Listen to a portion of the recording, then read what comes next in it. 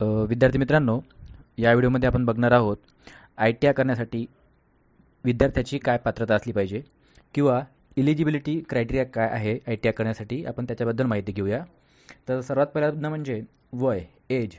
तर आपल्या ITI करण्यासाठी तुम्हाला कुठल्याही वयाची बंधन नाही आहे. म्हणजे जास्तीत जास्त वय किती असलं पाहिजे याची काही सध्या बंधन नाही आहे, ठीक आहे. परंतु कमीत कमी वयाची बंधन मात्र इथे आहे.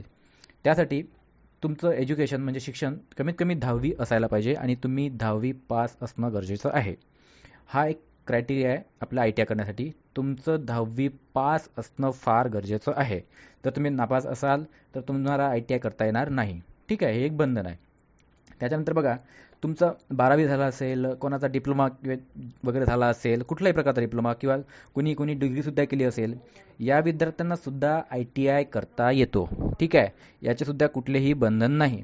12वी झाली असेल, डिप्लोमा झाला असेल, तुमची डिग्रीसुद्धा काहीही असू द्या, तुम्हाला ITI करता येतो, ठीक आहे.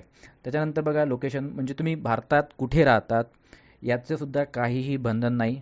तुम्ही जर गुजरातमध्ये राहत असाल आणि तुम्ही सध्या महाराष्ट्रात तुम्हाला ITI करायचा असेल तर तुम्हाला करता येईल. त्याचे काही थोडेफार कारणे असतात. त्या कारणाला अवलंबून राहून तुम्हाला ITI करता येतो, ठीक आहे. त्याच्यामुळे लोकेशनचं सुद्धा काही बंधन आपल्याकडे जास्त नाही आहे. त्याच्यानंतर बघा, जर तुमचा आधी ITI झालेला असेल तरीही तुम्हाला ITI करता येतो, ठीक आहे. तुम्ही परत परत ITI कितीही वेळा करू शकतात. याचं तुम्हाला काहीही बंधन नाही, ठीक आहे.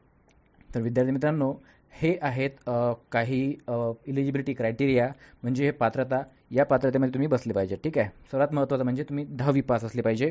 बाकी कुठलाही असा एक क्रायटेरिया नाही आहे, ठीक आहे.